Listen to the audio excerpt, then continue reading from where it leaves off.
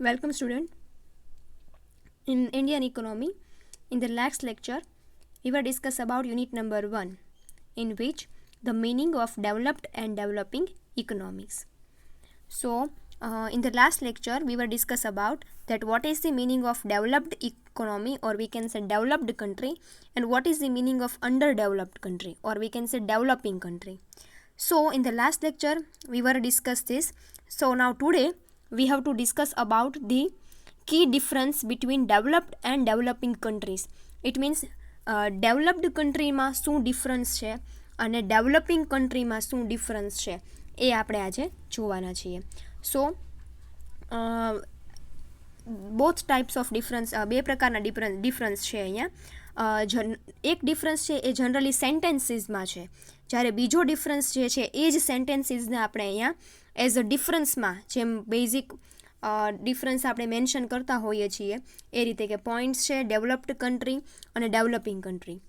સો generally આ રીતે difference છે એ લખી શકાય છે. નોર્મલી આ પાર્ટથી આપણે ડિફરન્સ છે એ જોવાના છીએ. So let's see key difference between developed and developing country. The following are the major difference between developed country and developing country. Developed અને ડેવલપિંગ કન્ટ્રીના મેજર પોઈન્ટ્સ જે છે કે ડેવલપ્ડ કન્ટ્રી છે એ ડેવલપિંગ કન્ટ્રી કરતાં કેવી રીતે અલગ પડે છે એ આપણે જોઈએ. First, the country which are independent and prosperous are known as developed country. એટલે કે જે કન્ટ્રી ઇન્ડિપેન્ડન્ટ છે, સ્વતંત્ર છે પોતાના દરેક સેક્ટરમાં, maybe it's a private sector, maybe it's a public sector, every સેક્ટર્સમાં જે કન્ટ્રી જે છે ઇન્ડિપેન્ડન્ટ છે અને પ્રોસ્પરસ એટલે કે જે સમૃદ્ધ છે, તે કન્ટ્રીને શું કહેવાય છે? ડેવલપ્ડ કન્ટ્રી કહેવાય છે. And the country which are phasing beginning of industrialisation are called as a developing country. It means કે જે કન્ટ્રીમાં ઇન્ડસ્ટ્રીયલાઇઝેશન હજી શરૂ થયું હોય, બિગનિંગ છે. ઇન્ડસ્ટ્રીયલાઇઝેશન એટલે શું થાય? ઔદ્યોગિકરણ. કે the country which are facing the beginning of industrialisation એટલે કે હજુ ત્યાં ઇન્ડસ્ટ્રીયલાઇઝેશન થવાનું સ્ટાર્ટ થયું છે, એવી કન્ટ્રીને કેવી કન્ટ્રી કહેવાય છે? ડેવલપિંગ કન્ટ્રી કહેવાય છે. So generally, the country which is already independent and prosperous known as a developed country, and the country which is facing the beginning of the industrialization is known as a developing country. Second point, developed country have a high per capita income and GDP as compared to developing country. એટલે કે developed country જે છે, જે country already developed છે, એની પર capita income, એનો GDP હંમેશા કેવું હશે? હાઈ હશે in compare to the developing country. એટલે કે ડેવલપિંગ કન્ટ્રીની આપણે જો કમ્પેર કરીએ તો ડેવલપ્ડ કન્ટ્રીનો જે જીડીપી ગ્રોથ રેટ છે અને પર કેપિટા ગ્રોથ રેટ છે, બંને શું છે? ડેવલપિંગ કન્ટ્રી કરતાં હંમેશા હાઈ હશે. So second point is high per capita income and GDP compare to developing country. Third, in developed country the literacy rate is high, but in developing country literacy rate is low. Printing mistake છે, લો.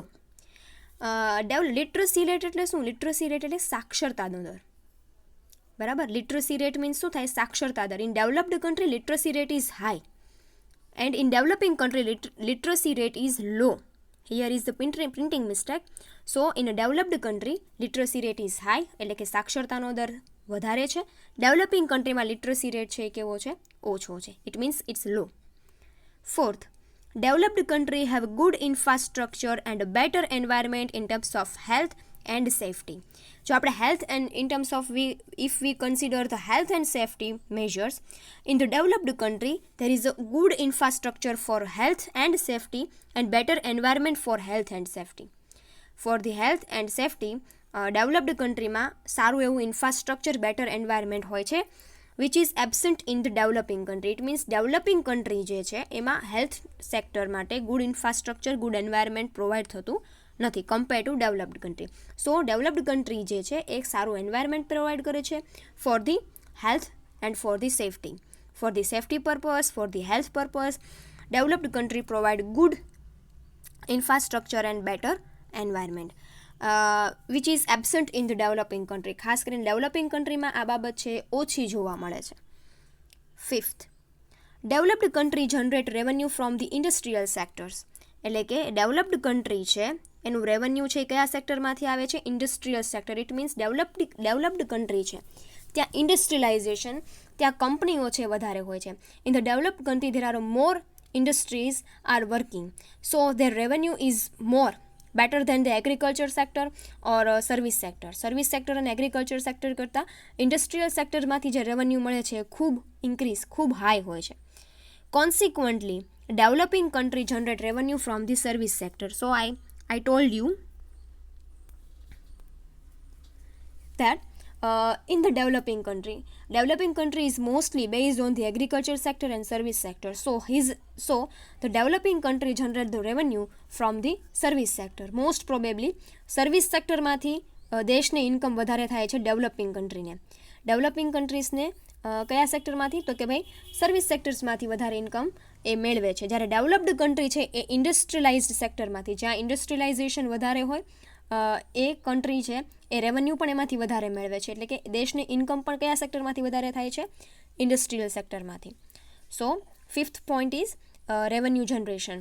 સો the developed country generate the revenue from the industrial sector, and developing country generate the revenue from service sector.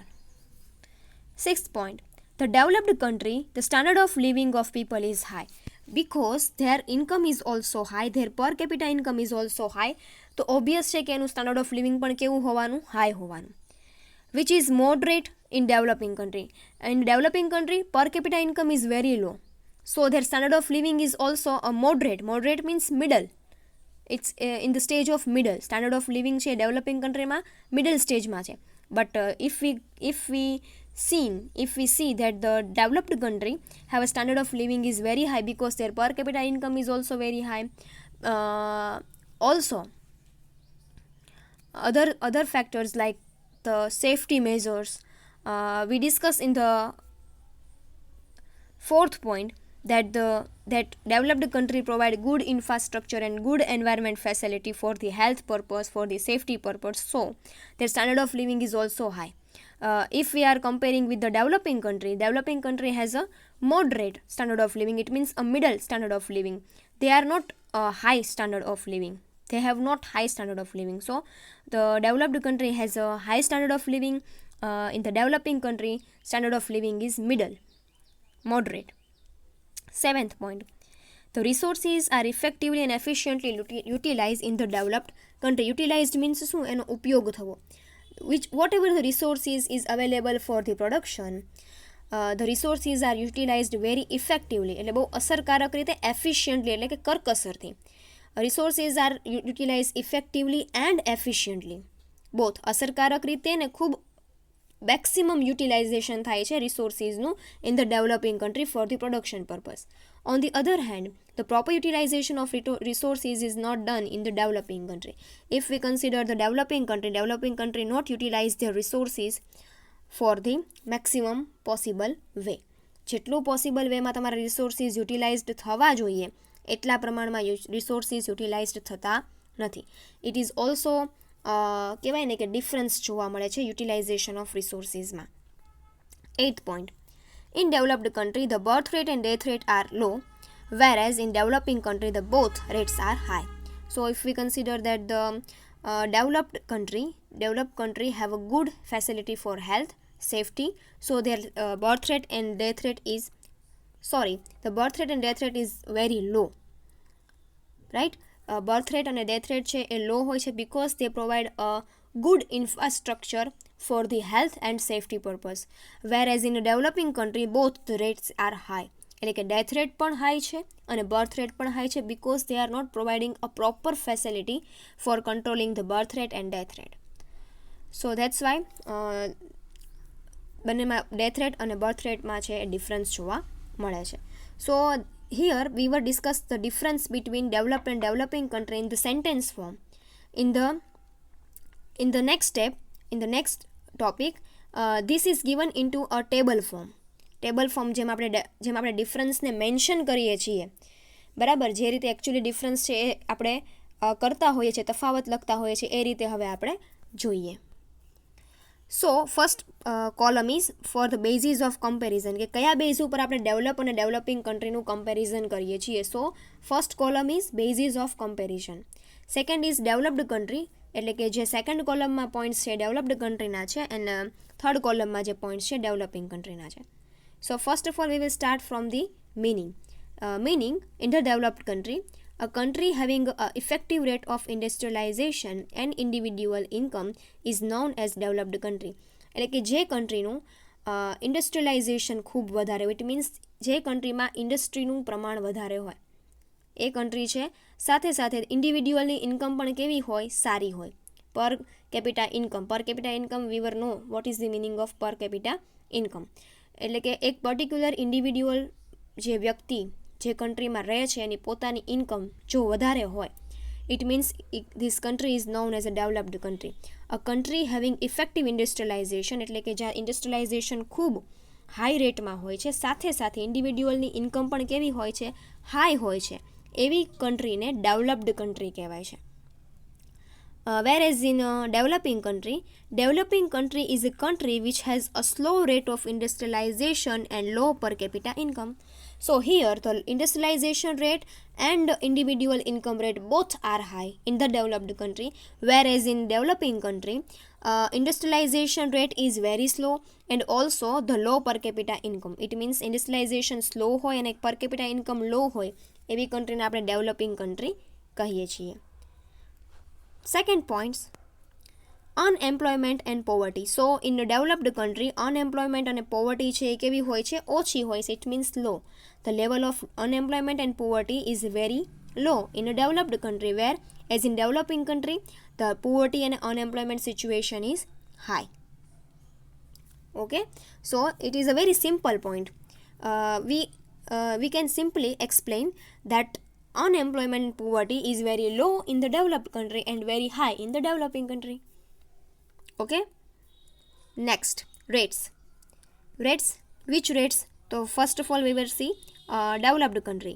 Infant mortality rate, death rate, birth rate is very low, while life expectancy rate is high. So infant mortality rate એટલે શું કહે છે? કે બાળ મૃત્યુ દર.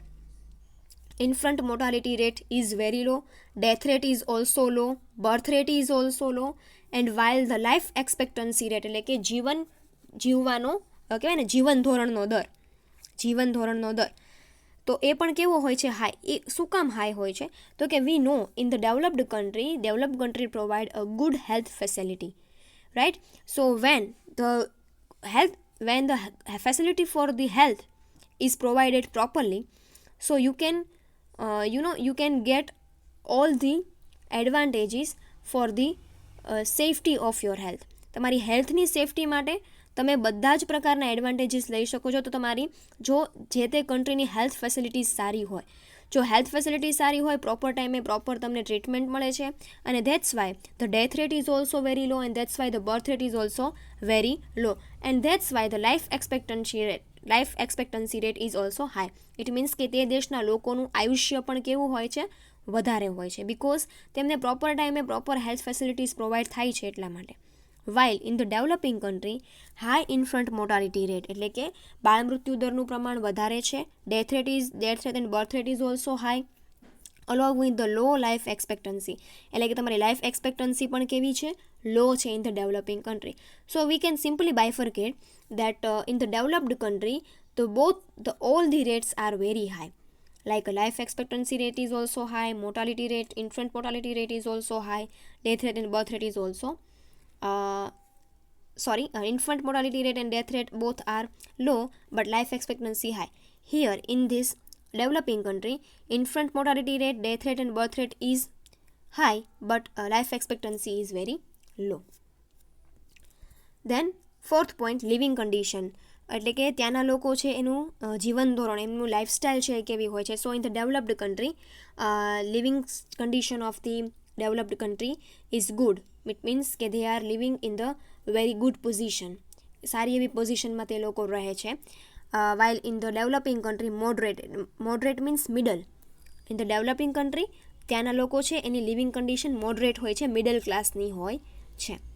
then generation more revenue from if we consider in the developed country, so in the developed country the revenue is generate more from the industrial sector. Industrial સેક્ટરમાંથી revenue એટલે કે ઇન્કમ, દેશને ઇન્કમ છે સૌથી વધારે ક્યાંથી થાય છે? રેવન્યુ, તો કે ભાઈ ઇન્ડસ્ટ્રીયલ સેક્ટરમાંથી. While in the developing country service સેક્ટરમાંથી ઇન્કમ છે એ કન્ટ્રીને વધારે થાય છે. સો જે કોઈ પણ પોઈન્ટ્સ આપણે ઉપર સેન્ટેન્સીસમાં જોયા છે એ જ પોઈન્ટને અહીંયા ટેબલમાં બાયફર્કેટ કર્યા છે. So in the developed country, revenue is more generated from the industrial sector, because in the developed country we know that developed country માં જે છે industrialization rate છે કેવો છે? high છે. That's why the more revenue is generated from the industrial sector, while in the developing country the industrialization rate is very low, and that's why the service sector generate more revenue from the generate more revenue from the service sector. Okay, then છે growth. high industrial growth, it means here developed country માં industrialization દ્વારા જે growth થાય છે એ વધારે છે. high industrial growth, they rely on the developed countries for their growth. it means developing country ને developed country ઉપર થોડું ઘણું રિલેટ, it means એની ઉપર ડિપેન્ડન્ટ રહેવું પડે છે for the growth. Because developed country જે છે એ પોતાના ઇન્ડિપેન્ડન્ટલી શું કરે છે? ઇન્ડસ્ટ્રીયલાઇઝેશન એટલું કરે છે, એટલા માટે ઇન્ડિપેન્ડન્ટલી એ ગ્રો કરે છે. વાઇલ ડેવલપિંગ કન્ટ્રીઝ છે એને ઘણી વખત ડેવલપ્ડ કન્ટ્રી ઉપર રિલે ઓન ધી, એટલે કે એના ઉપર આધાર રાખવો પડે છે ડેવલપ્ડ કન્ટ્રી ઉપર. અમુક રિસોર્સિસ છે કે જે ડેવલપ્ડ કન્ટ્રી પાસેથી ડેવલપિંગ કન્ટ્રી છે લેતી હોય છે, મેળવતી હોય છે. સો that's why the developing country has maybe dependent on the growth of the developed country. Then standard of living.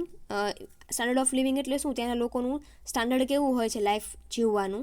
તો કે ડેવલપ્ડ કન્ટ્રીનું જે સ્ટાન્ડર્ડ છે હાઈ હોય છે, because their per capita income is also high. ત્યાંની પર કેપિટા ઇન્કમ હાઈ હોય એટલે કે એનું સ્ટાન્ડર્ડ ઓફ લિવિંગ પણ કેવું છે? હાઈ.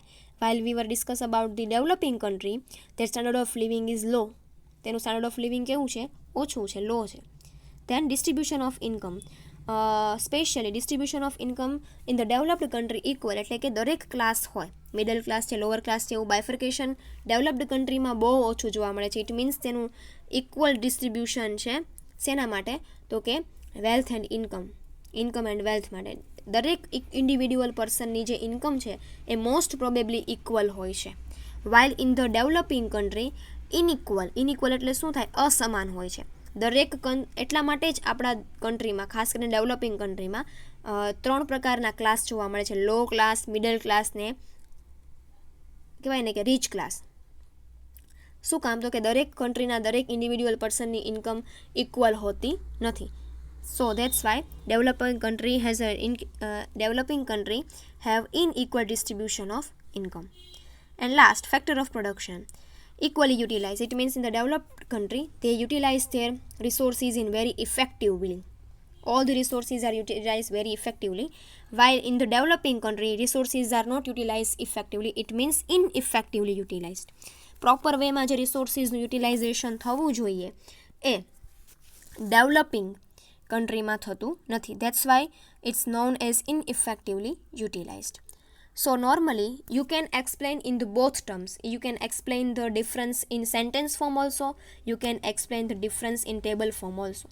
Whatever the types તમને જે ઇઝી લાગે એ તમે એમાં એક્ઝામમાં છે લખી શકો છો. Okay, so today we will discuss about the difference between developed and developing country. So in the next lecture we will discuss about the basic characteristics of Indian economy as a developing economy. We will discuss this question in the next lecture. Thank you.